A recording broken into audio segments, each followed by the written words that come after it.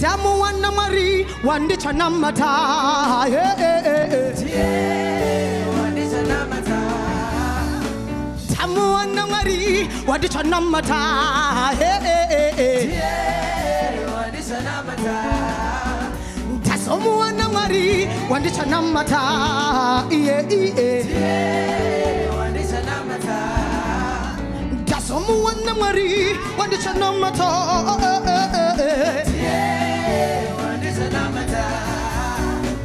Someone when I'm ready, when it's a namata, when it's a namata. Someone when I'm ready, when it's a namata, when it's a namata.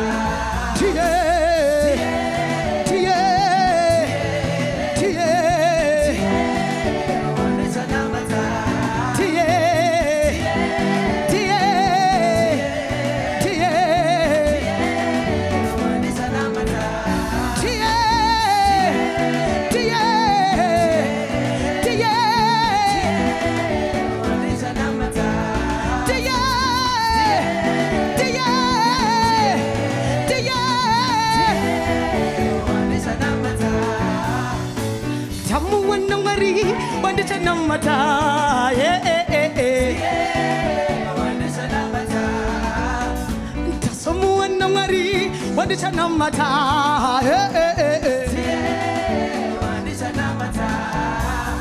Was someone namari, what was a namata?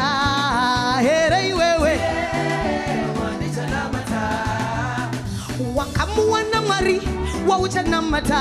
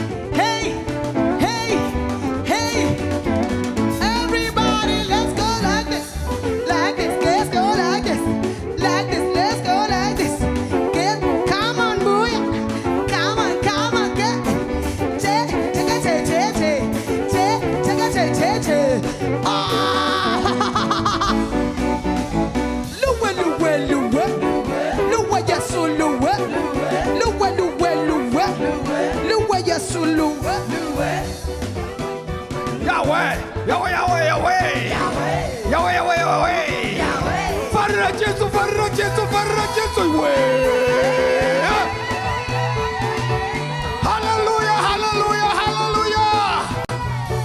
Lift Jesus higher. Higher. Lift Jesus higher. Higher.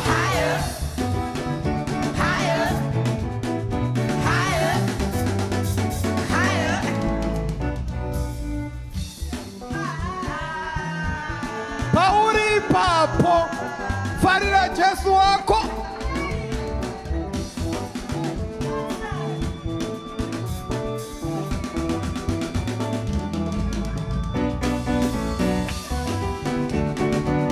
Make some noise for our pastor. I'm not going on a dance. I'm not going on a dance. And so.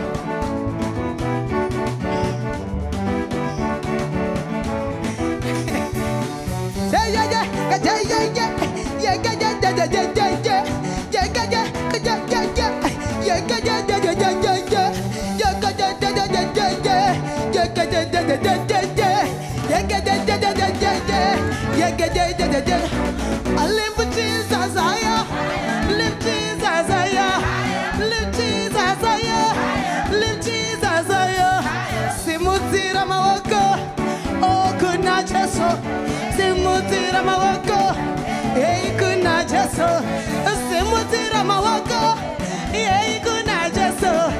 Simutira mawako, hey one more time. Good.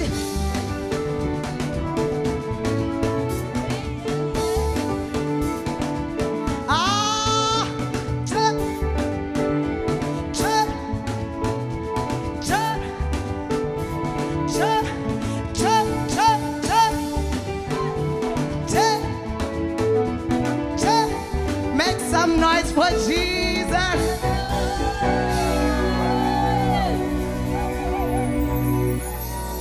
Hallelujah, hallelujah. Toda kungomurumbidza mangwanani ano. Hallelujah. Ndimwari vakatendeka. Hallelujah. Ngatingowana emazwi mashoma ekumurumbidza mangwanani ano. Baba tinokutendai, tinokurumbidzai. Tinokupai mbiri Mwari nekuti muri mutsvene. Tinokutendai Jehovha nekuti hakuna akafanana nemi. Hakuna nezita riri pamusoro pamazita ose. Come on somebody, open up your mouth and worship him. For he is worthy of our praise and our worship. Father, we love you this morning. Accept our sacrifice of worship this morning. Gamuchirai warumbidzo yedu Mwari mangwanani ano. Nekuti ndimi meoga makakodzera. Hakuna mumwe ane zita riri pamusoro pemazita ose. Tinoziva zita rimwe chete. That at the mention of your name, every knee will bow and every tongue confesses that you are God. Father, we worship you this morning. Makakodzera, makakodzera. We love you, Jesus. We love you. Come on, somebody, let us just love on him this morning. tinokudai mweya mutsvene tinokurumbidzai mangwanani ano makakozera makatendeka mutsvene mutsvene mutsvene ishe wemadzishe mambo wemadzimambo baba tinokutendai nekuti munotonga nekusingaperi tinokutendai mwari nekuti makagara pachigaro tinokutendai mwari nekuti kana imi makavhura hakuna anovhara baba tinokutendai nekuti you are not a man that you should lie no a son of man that you should change your mind. Father, we worship you this morning nekuti hakuna kumwe chatinogona kunze kwekukurumbidzai mangwanani ano gamuchirai rumbidzo yedu baba gamuchirai Jehovha hakuna zita rakafanana nemi Jehovah. We love you, Holy Spirit. We welcome you in this place. Fall fresh on us, oh God. Tamirira imi mwari mangwanani ano. We just want to welcome you, Holy Spirit. We welcome you, Holy Spirit. We welcome you, Holy Spirit. Chuya mwea chuya.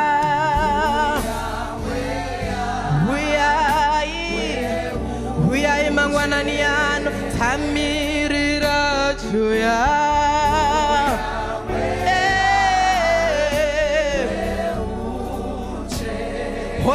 Watakumbira chuya. We are mangwanani ano watakumbira chuya. We are baba.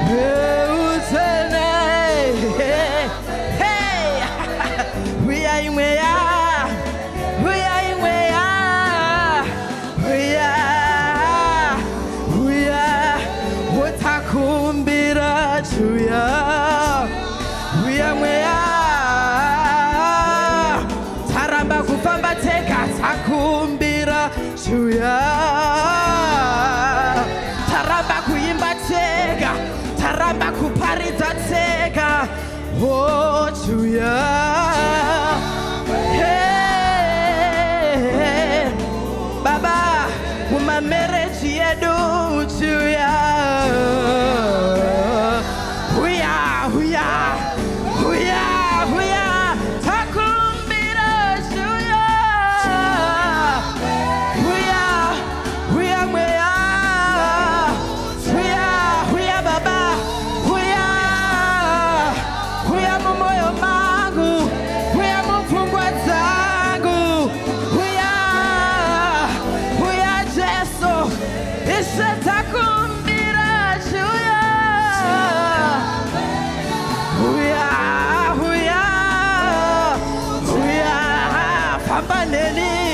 Musanisiye baba, musanisiye Yesu, musanisiye weya. Dinoramba kufamba nega, dinoramba kufamba nega. Huya, rabaseka sayabaya, terara, rabaseka sayaba. Huya, famba nesu, famba nesu.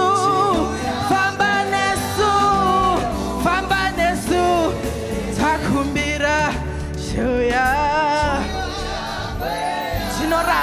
tungamirirana tega. Tinoda mweya mutsvene mukereke yedu, mweya mutsvene kudzimba dzedu, mweya mutsvene kumabasa edu, uya mweya mutsvene kuzvikoro zvedu, uya mweya tinoramba kufamba tega, uya mweya mutsvene, uya rabasekatsayavayane reta rabasekayanaba. Ngatikumbire mweya mutsvene, ngatikumbire mweya mutsvene. Makadzi muchasara nesu, you will be our comfort, you will teach us all things. Famba nesu mweya mutsvene, musatisiye mweya mutsvene, musatisiye mweya mutsvene. Tinoramba Mwari kufamba tega, tinoda kufamba nemijeso, tinoda kufamba nemijeso, tinoramba kufamba tega, tinoda kunzwa kwamuri, tinoda kuona Mwari nemeso enyu, tinoda kunzwa Mwari pamunotaura. Mweya mutsvene famba nesu, mweya mutsvene famba nesu, famba nesu, famba nesu, famba nesu mweya mutsvene.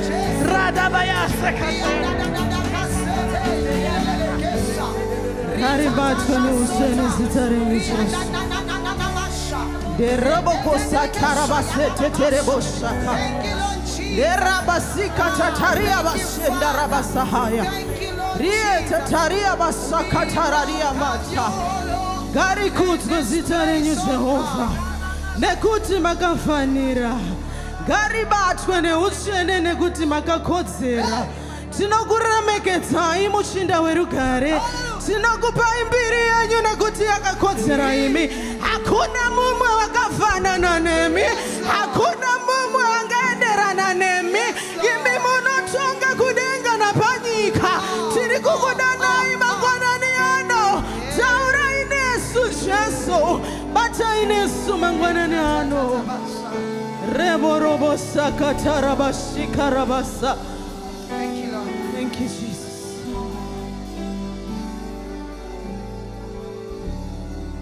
Mono ziva kusasimba kwangu. Hallelujah. Doska kura siga. Thank you, Jesus. Asime muri simbarangu. Hallelujah. Wari muno dipa simba baba doda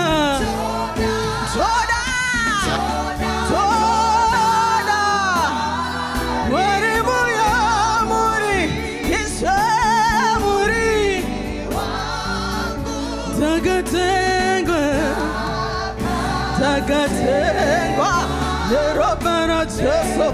nerobara Jesu sinodana.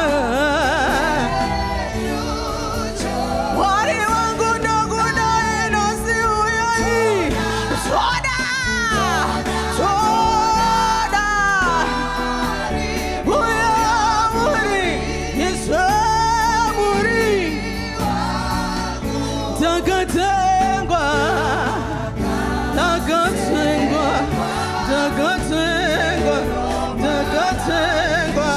Jesu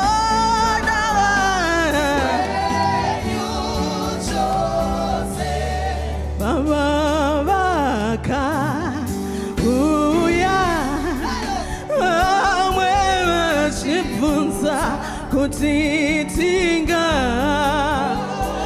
Onere Mungu Baba, Mungu tinona ngubona kanana tunasi. Yesu wangu ndakudana huyai soda wari muya muri Yesu muri takatengwa rabasa. Yesu wangu Yesu dama wenyu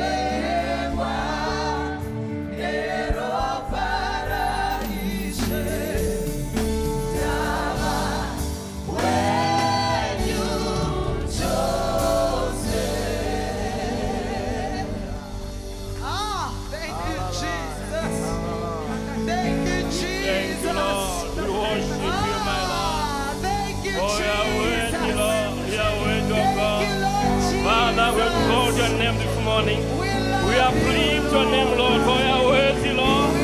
For we know no other name, Lord. We exalt no other name. We worship no other name, Lord, for you are our God. For we know no other name. Father, we bow down to your name. We are pleased your name. We revere your name. Father, we thank you. We worship, Lord, this morning, Lord. We worship your God.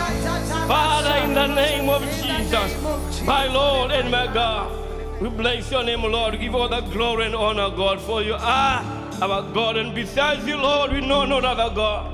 So this morning, Lord, we are pleased your name. Father, we thank you, God, in the name of Jesus. Amen. Not no tender Amen. Lord, thank you, President Worship, for ministering. Amen. Amen. Warugufara, amen. Warugufara, amen. Tunula kutenda mwari mangwana nanu. Amen. Noda kwenyasha zavo, noda kutendeka kwao. Amen. We are what you are today because of his grace. Amen. No longo pa kutenda nakugamchira our senior pastor, even if he's not in our presence, for kundipo mukana ukushumira kwamore. Amen. I don't take it for granted. Amen. Nongo po mukana nyango kubakuru kuremekeza bakuru wese church no kutenda mwari. Amen. Nakugamchirawo everyone in today's service. Amen. Tinotenda mwari. Akutsukungwara kana kuchenjera kuti wauya kuchechi nasi uri mutano and everything. Kuno mwamuka achida kumuka asatadza kumuka. But tida kungotenda mwari nokuda kwenyasha dzavo. Amen. Hallelujah.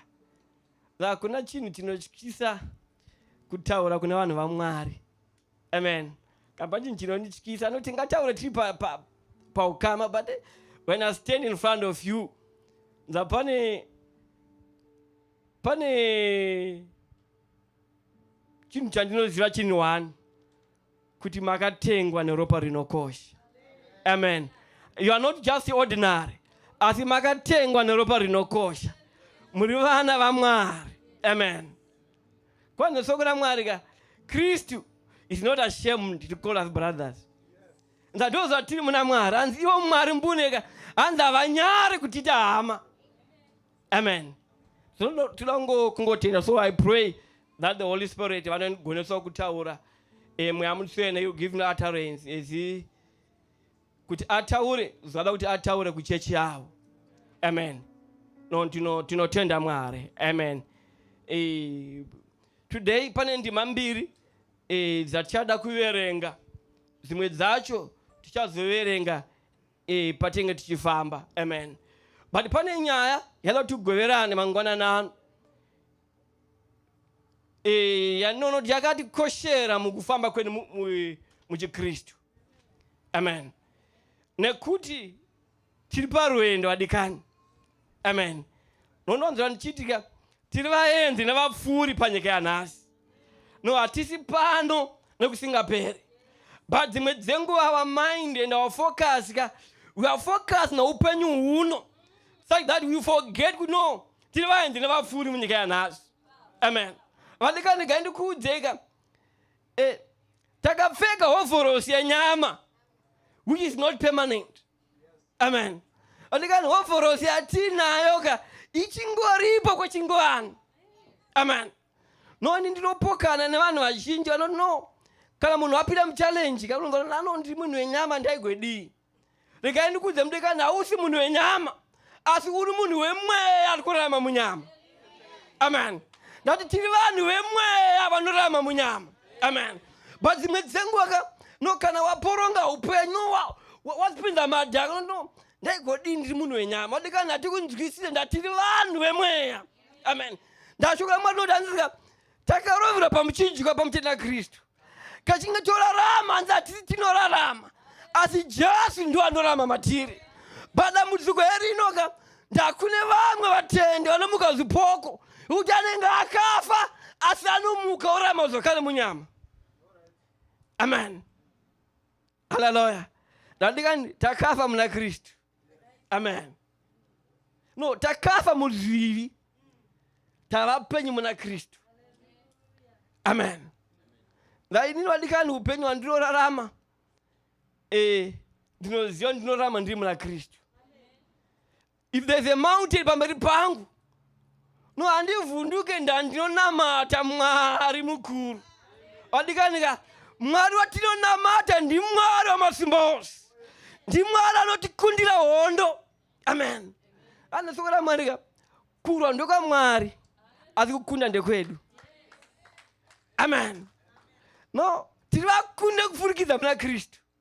Amen. No, this person aida kutsanangura chinonzi more than a kungara chi.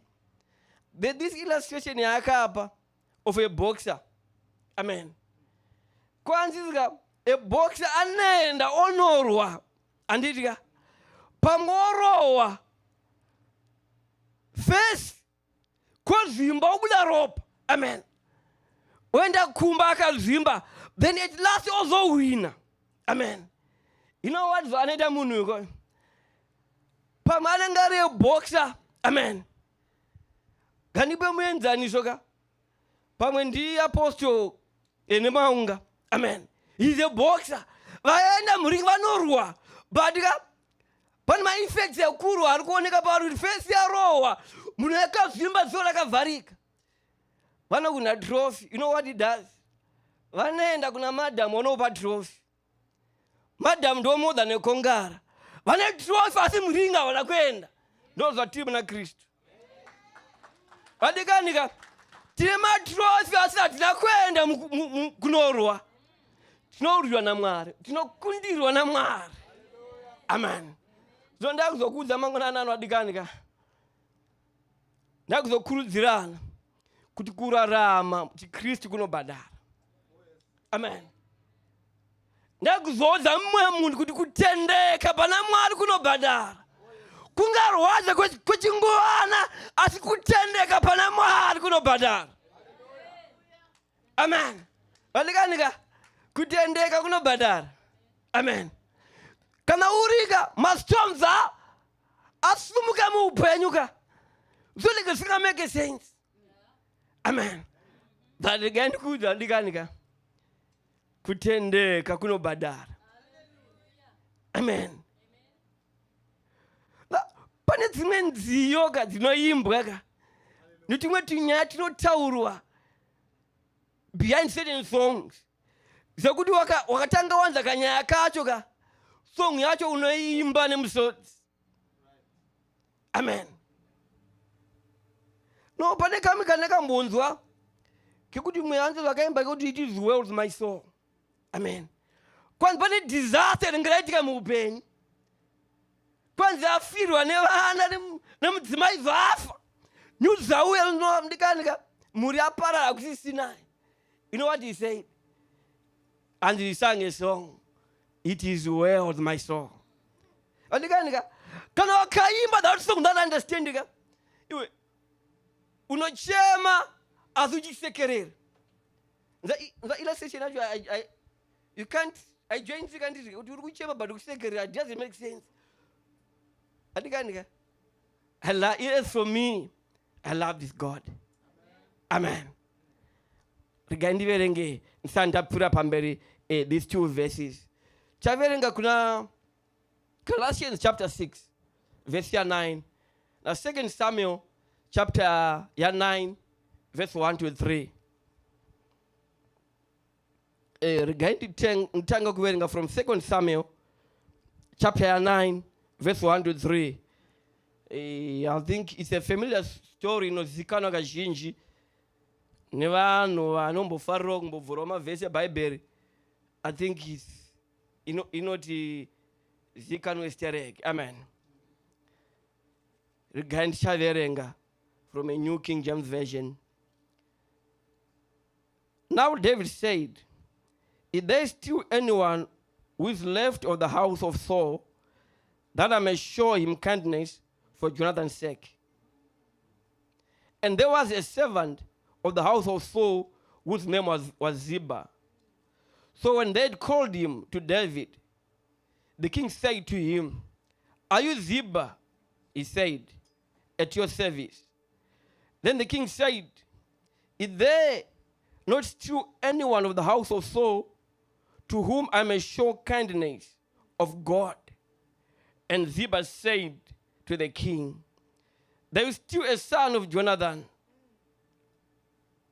who is lame in his feet. Amen. Avunzwa pamsoro pemwana komana akasara wemba kuti pane munhu asara wemba ya Sauro ndimitire kunaka nokuda kwa Jonathan. Amen. But ganditaura pamwe sana pakanganwa ati no question yavunzwa nokuti pane rakasara murando afana ngoti aripo. Amen. But you need to be specific. But mambo aripo asi. Amen. Akaremara. But zokuremara zina kuvunzwa. Amen. Mambo vanungovuna, is there anyone left of the house of Saul that I may show him kindness for the sake of Jonathan? Can say you mambo aripo, but akaremara. Amen. Zokuremara zina kuvunzwa. Amen. Ndo zvatiri vanhu tine maasi. Amen. Zokuti tinomufundisi mutero unowaziva ndinowaziva asi.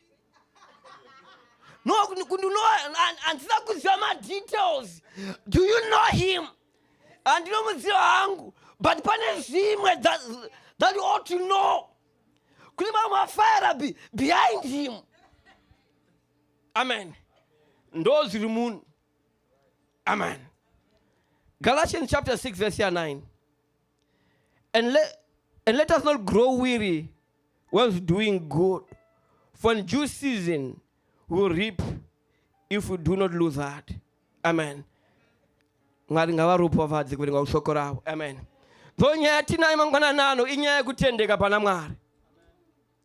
Amen. Musoro shoko wandati kutendeka kunobhadhara. Amen. Andikani gandokuudze chinichi. Ndakuzongorimainda mumwe munhu ka. Atingorarama mahara. Asi kutendeka pana Mwari kunobhadhara. But dzimwe dzenguva it doesn't make sense kana uchitendeka pana Mwari. baada kuzokuza baba na amaika kutendeka pale Mwari kunobhadhara. Amen. Nda pane dzimwe member zhinji muBhaibheri dzakararamira Mwari. Amen. Panguva yacho zvisina make sense. Amen.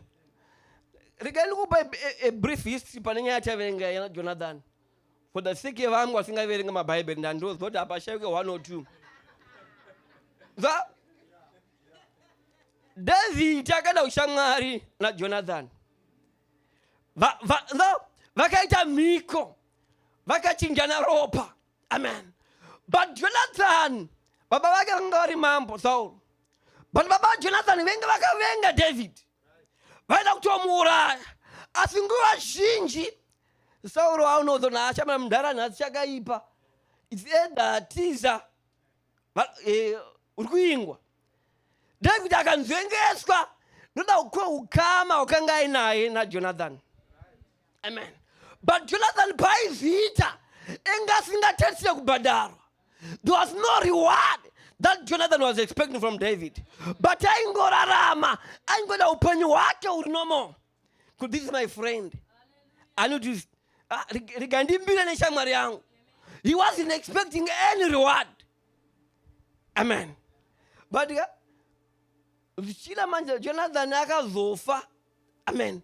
La usadi wasifika pano Jonathan benefit ya Israel ndei penga pasina any cause for Jonathan to do this.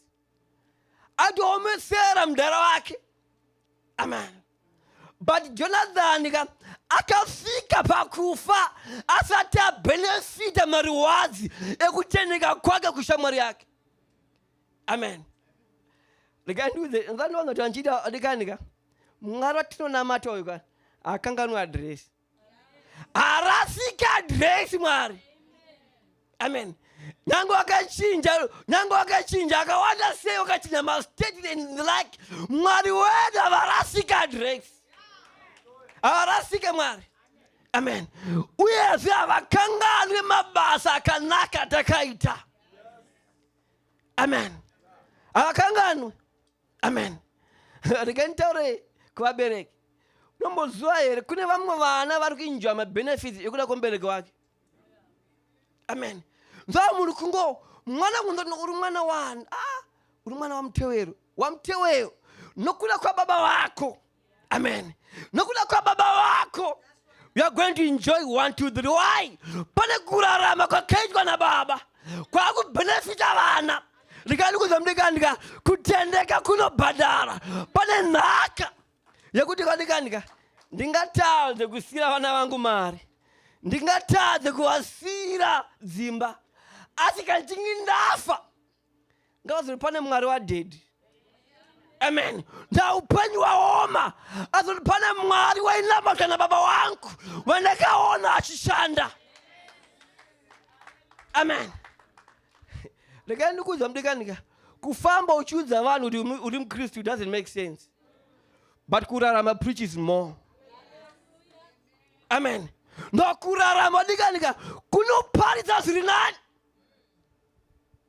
Amen. Ndizvozvo zvakaita Jonathan akafa asati aenjoy mafruits. But Mwari wadikanika ndiMwari vanorangarira. Amen. Wadikanika God's favor will locate you. Even if you sometimes it feels that you have been forgotten. But the favor dzamwa dzinokutera. Amen. Nyange uchinge wafa dzinotera nevana nevazukuru. Amen. Wadikanika David azwa mambo manje. Arangarira no pane imwe member yakamira noupenyu hwangu that I need to reward. No akatobvuna no akuna here no he knew so afa Jonathan afa but akuna here mumwe asara imba yake no muranda aichekera kana Ziba no mambuka ariko asika deserve kugara pa kwa table kuzadiseve wayakaremara mambo azite adikani nyasha dzakaburikira vadikanika imika Mefiboshethi ka Dina yainirira to Mefiboshethi madondoro ake auye achita noise no takamira Mefiboshethi kuti asvike patafura kuti padyiwe kwanda vamboka hapasi kudyiwa kusvika chirema chauya patafura imika vana mutezi yakakwana vengo varipo asi nyasha dzaMwari vadikanika knows no boundaries. The grace of God knows no boundaries. Amen. Chikoro usina dzakaburukira mudikanika paupenyu hwako imi vadikani Mwari watonovataka ndiMwari nyangwani nyasha dzaMwari ka dzinodzima nhoroondo nyasha dzinodzima nhoroondo mudikani. Amen. But there's only one qualification. Kutendeka pahari. Kutendeka pahari. Vandikanika tingauya kuchechi no tochina chatodai but Mwari ka vanoona kuseri kwedu. Amen. Vandikanika pane dzimwe hama dzinopo akunyora kuvaGaratia unomboziva chii I think kune vamwe vati kurei vanonzwisisa kuti kana munhu akufa ka zamashoko emunhu akufa anokoshero singaiti vakati vakufa vakasiya vati ABCD. Amen. Saiwe Paul akanga akutovhara bhuku ravaGaratia ambovaudza kuti imi vaGaratia ndiani akakuroyai and the like but akunovhara bhuku anovaudza kuti imi vaGaratia. Amen. Musanete kuita zvakanaka. For in due season you shall reap your reward if you remain faithful. Amen. But pane dzimwe hama dzatinoverenga musoko raMwari vakamira pana Mwari. Amen. No, there are so many.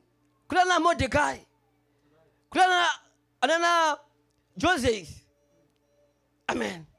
Iwe anana Mordecai kaiwe engatori mutibu utapwa. Amen. Chamukonza hakuna reason yekuti anamati ari muutapwa. Asi Mordecai ari muutapwa ka.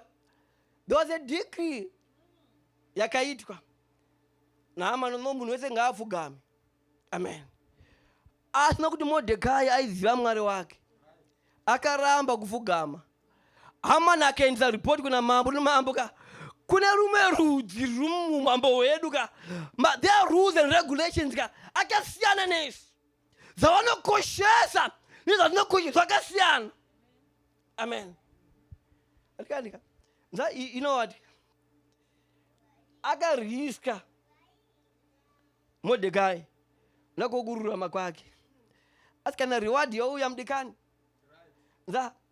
unokanganwa. Amen. Iwe Mordecai the same akambopfeka masaga ari pagedhi. Amen. Asi chandinodia chinowanika munamati unoshanda vadikani. Amen. Munamati unoshanda akanga ari pagedhi akaudza mumwe munhu ka engari paposiro uyu kwa anogona kundibatsira. Amen. Manje munhu anorasisa. Amen.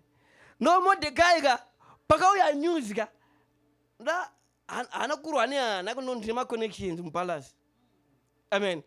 But connection yakamurasisa no akazo nowe kwanzi ichi tala kuurayiwa. Amen.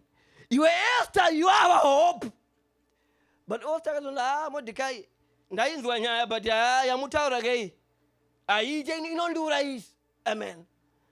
But kuti Esther azoenda akangaudzwa Rafu na Mordecai. Ime akaudzwa Rafu na Mordecai kanzi Esther usaonererwe. Amen.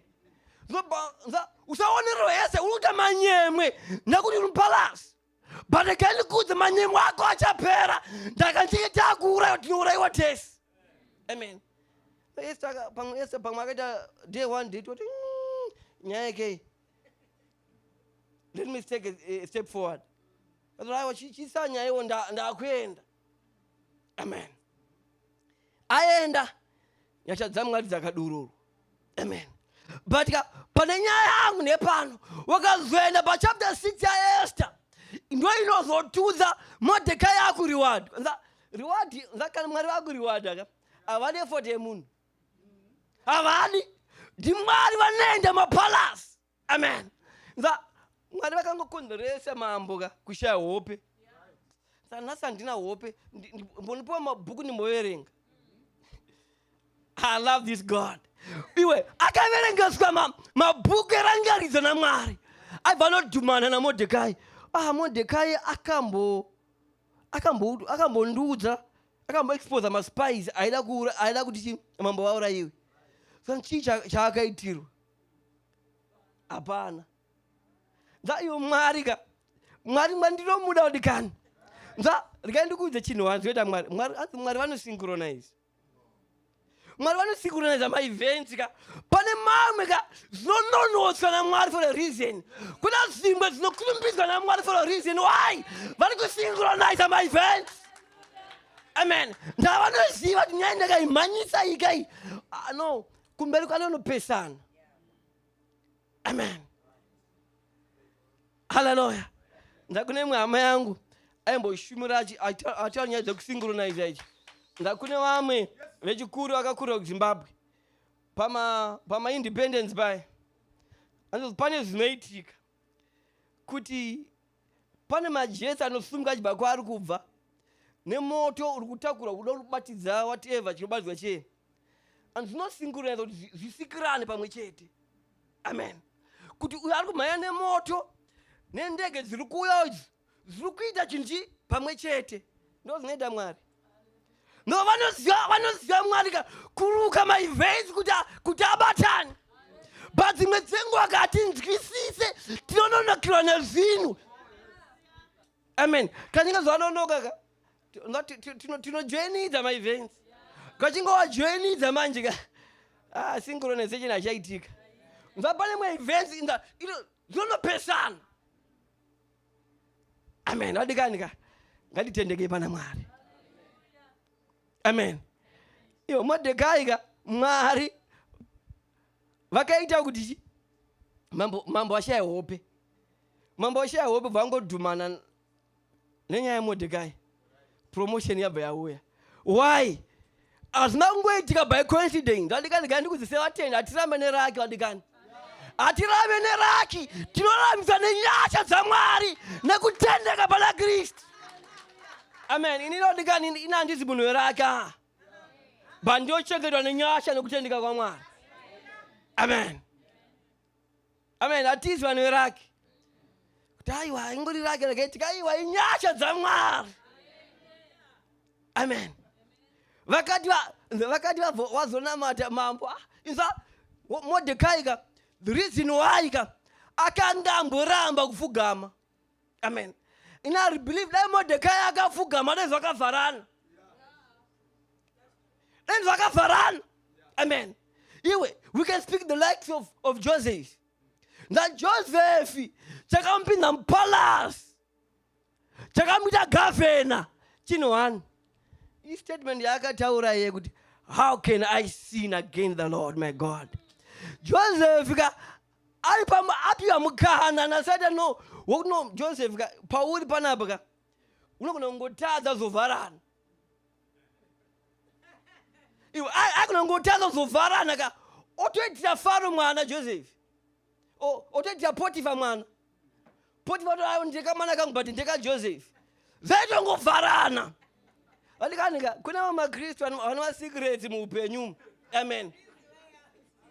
But vadikanika no Joseph akatika nzanonze kana munhu pachinzi how can I uzikuriwa kutika hazigoneki anditika so Joseph ari kuti no metsi yacho I can't sing. Amen. No akachuza Jerry pane kurarama zvakanaka. Amen. But vadikanika ndo panga pane promotion yake Joseph. promotion yedu adikanika ili mukutendeka pana Mwari. But kutendeka kuyaisa adikani. Kutendeka adikanika kule mariski. Amen. Kuna kurwadziwa kwa kwinako. But kandi kuzemwa mndu adikanika, let us be faithful unto God. And in due season we shall reap our reward. Mwari wedu avarambi wakanyarara. Amen.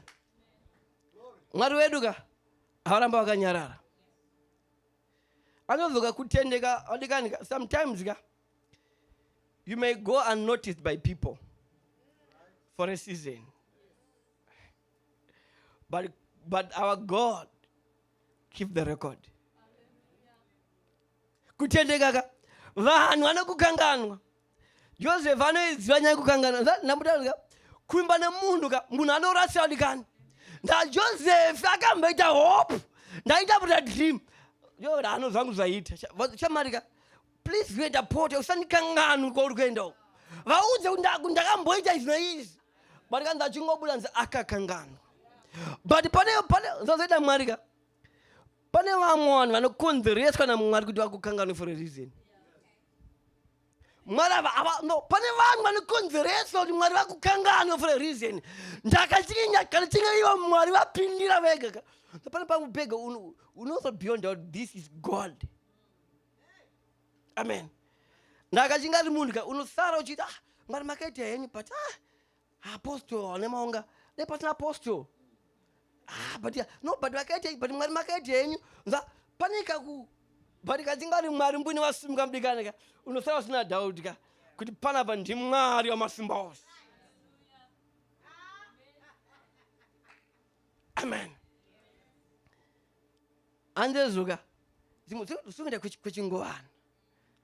But I come to encourage somebody. There's still God on the throne. If you are faithful to Him, aramba akanyarara. Likani Mwari anosumuka pachigaro chake aona kutendeka kwedu. Amen. Kwanza na Job anazuka. If you read Job chapter 1, you know there lived a man. Amen. Anazuka he feared God and shunned evil. Both makavenga mamwesi mabhuku m'Bible anotanga kuti uzo ndi ningi akabereka ningi nemwana wa ningi. The Bible akanoneka kupina munyaya. Bible akanono munyuno ndikamuta noroondoka ndiorasikiwa nenguva. But there was Job akanga akatendeka aichika zviri and shun evil. But zvadaro manjika azigumira ipapo. Amen. Chingobva ipapo disaster rikabva rauya. Madam wa Job akati baba tukai Mwari mufe. Amen. But you know what the reply of Job? Antingagambi zvakanaka chete kubva kuna Mwari kwete zvakaipa. Aonekanika asitaura nemunhu nje izi. Sinotaura nemunhu anoukama naMwari. Asitaura nemunhu zaive antingagamuchire zvakanaka chete kubva kuna Mwari. Aonekani it's not easy. Wine vana makofini adinda pamwe 5 vana vese makofini ese akatarisa apo. But you say Jehovah vapa vatora zita rake ngarirumbidzwe. Vadikanika zvinoitwa nemunhu anokama naMwari. Amen. And then Job afamba futi chapter 15 verse 13 he said, though he slangs me, I'll still hope in him. Vadikanika munhu akabikwa naMwari akaibva. He says nyango Mwari wacho akandiuraya, I'll still hope in him. Job had no option. His option was God or God. Amen. But namudzuka yatinoonekanika tikugadzira tinzira twedu tabva pakutendeka pana Mwari. Vadikanika takatendeka pana Mwari tinomuona pachechi yapano. Amen. No takatendeka tinomuona. Amen. Tinomuona vadikani. But dambudziko tikuita Mwari wesandi. Amen. Vadikanika let us live for God. Tiri kumabasa. Live for God. Tiri kudzimba. Amen. Live for God wherever we are. Vadikanika takasangana takabva kumba kudzimba dzedu mune mwana moto wake. Panofuta moto. Amen. and Dallas inoziziva kuti pane Mwari opa HIC ari kuonekwa ari kushandira upenyu hwevanhu, but it needs you and me tipa upenyu hwedu kuna Mwari. Mwari washandira upenyu hwedu. Vandikanika tiri kukonzeresa Mwari kusanamata Mwari. Amen. Mwari ngavaonekwe muupenyu hwedu. Amen. Vandikati tiri tsamba dzakanyorwa. Amen. So ngandikuudzei secret about a letter. A letter cannot read itself. Apana tsamba inoziverenga. Amen. Tsamba inotoverengwa nevamwe. Regai ndikuudzei vadikanika upenyu hwenyu tinotohuverenga. Amen. Regai vamwe tombokutaurai kudzimba dzedu. Amen. Vamweka munomutitaurawo. Amen. But pana mwana wanotombotaura ninga akomana anotikurudzira. Amen. But andikane tiponya dzakanaka dzekukutaura tiri kumba. Amen. Tiponya dzakanaka. Ndapane vamwe tikanyika tataura totaura takawanda. Kuti anovhara madhoo because anozongonongopinda. But andikanika tipewo dzekutaura zviri nani about your life. Amen. Ndakachinga totauroka. Cheroka mufundisi makasvika tichitaura tingokonjita kuti amufundisi tinga tokutaura ipanapa nenyaya yakati totenda Mwari. But imwe dzenguva munotikonzeresa kutadza noupenyu hwenyu vadikani. Hallelujah. Toda kutenda Mwari vadikani. Amen. I think noda kwenguva yangu ndotisimuke tiwane nguva dzekunamata. Amen. Mwandibetserei. I need to be faithful, Lord God. Mwandibetserei na upenyu wangu uverengekewo zviri nani. Uve tsamba iri nani. If someone reads the letter, you'll be encouraged. Amen. Ukubula madze upresent worship. Tingotimbira. Just want to go before the Lord. Mwari wachitibatsira. Tinamati. Mwari wachigonesi. Amen. Vadikanika inansanda tosvikawo. But I'm striving that I may be a good person, that I may serve the Lord, that ndiwe upenyu unokonzeresa mwe munhu kuti vimwe munhu akangofunga upenyu hwangu anofugama onamata otenda Mwari kuti Mwari ndokufanira unemufesi uyu pane chaakaona pana Mwari. Amen. Thank the Lord. Amen. When peace like a river attended my world, when sorrows like sea billows roll,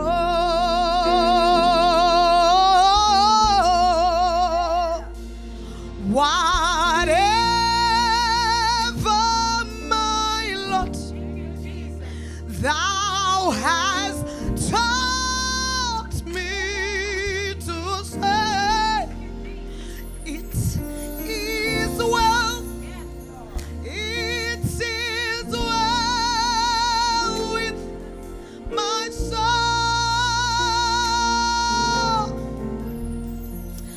It is well with my soul.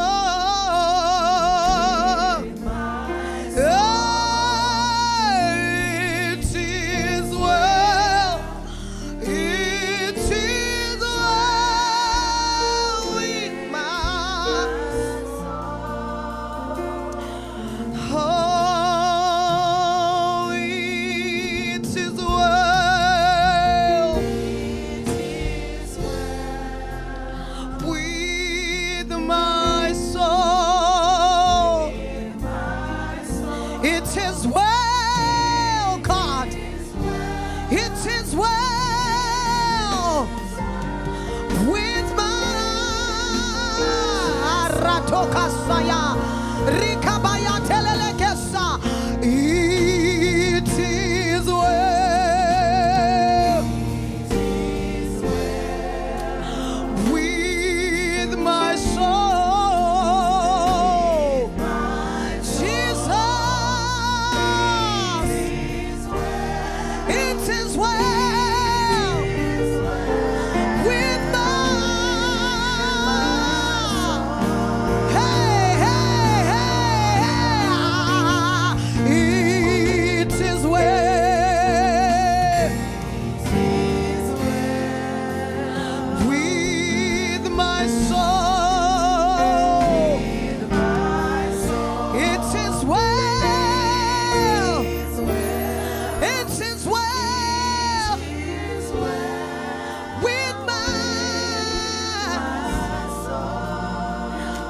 hands lifted up.